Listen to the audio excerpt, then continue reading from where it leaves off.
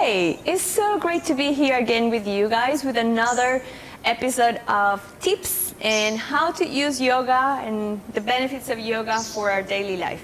Today I'm going to be talking about how to develop upper body strength.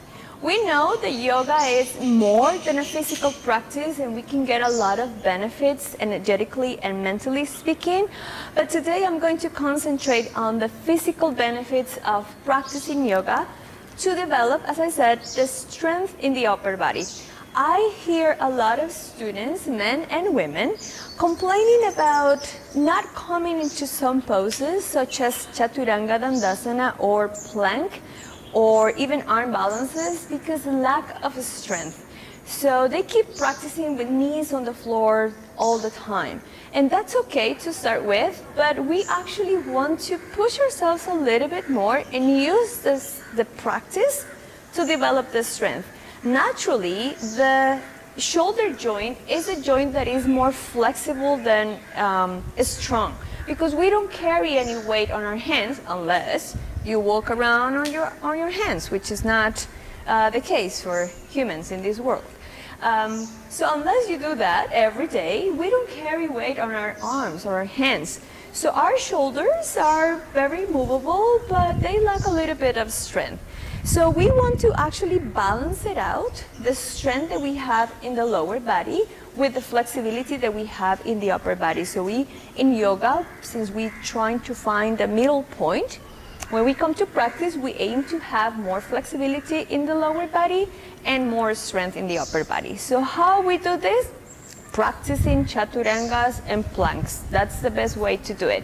So today I'm going to show you some tips of how to start developing this strength and how to start moving forward.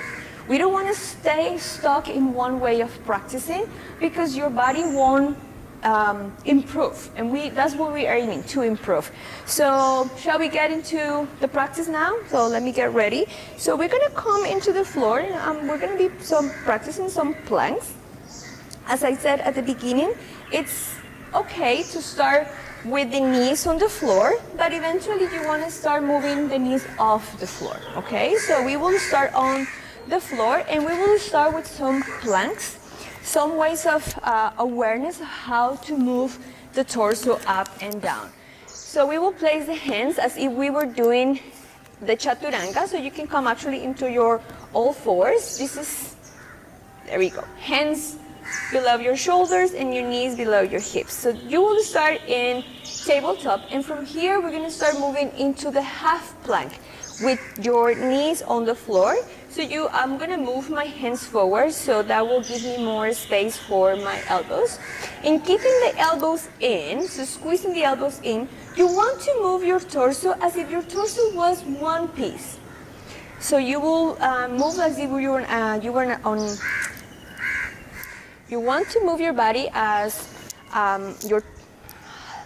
you want to move your torso as it was one piece. So squeeze the elbows in and lower down your chest all the way down to the floor.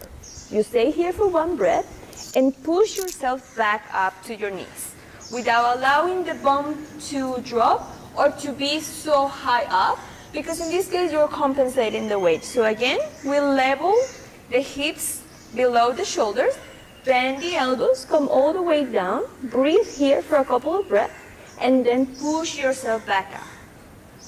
With these movements, we are not only working the upper body, but we're working on triceps. And this is a very good preparation to come into Chaturanga Dandasana. I will get there very soon, which is a very common pose to transition in the yoga practice. So you can practice like that. You can do this not only your yoga practice, but a few times per day. So you actually get the benefits of the push-up, what is called push-up in the exercise world.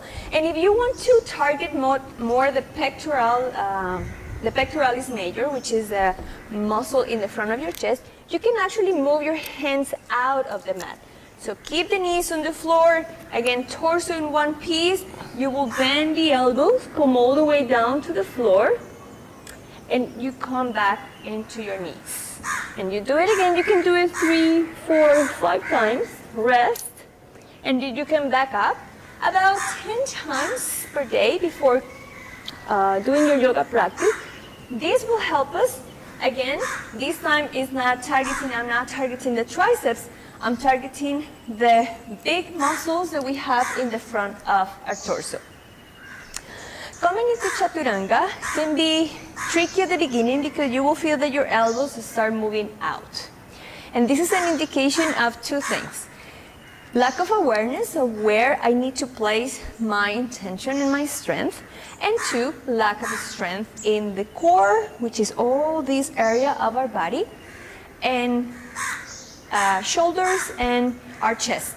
So the good measure to know where the elbows need to go is to have a strap. I personally don't like to practice with the strap on all the time because, I don't know, it just feels uncomfortable to have it there.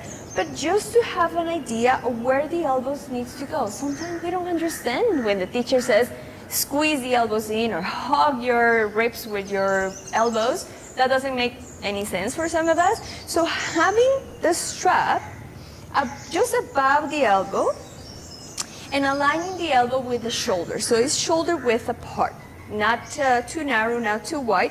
So this will give you the idea of the direction of your shoulders. Just to have the sensation, because in yoga we're also retraining our brain, learning new patterns of movements. So again, we can do it with the knees on the floor because right now we're only training the upper body, the strength. So knees on the floor, and you will bend the elbows. You won't go too low. It's just the sensation that your elbows are moving back instead of moving out, because my hands are close to each other. So here I'm targeting the triceps. Once we have the sensation, we can release the strap, use another prop, which will be the block, and the block is going to give us how long we want to go in Chaturanga. So the same sensation.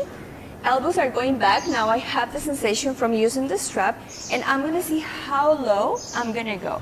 So it's kind of like I'm going to be slightly touching the block without collapsing on the block. The block is not there to rest. The block is there to give me only this sensation of how low I want to go.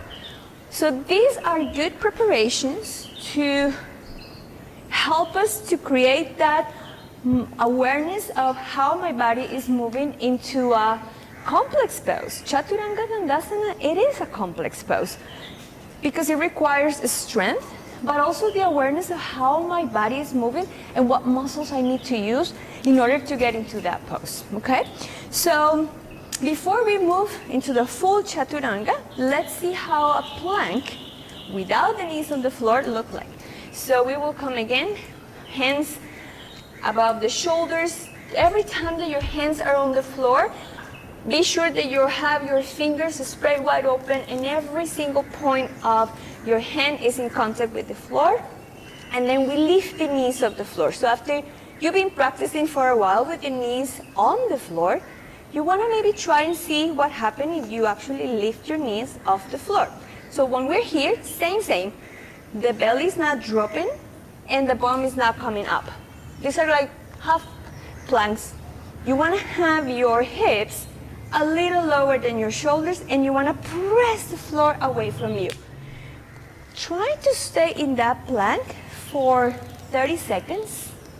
Then increase it to 45 seconds, to a minute, to 2, to 3.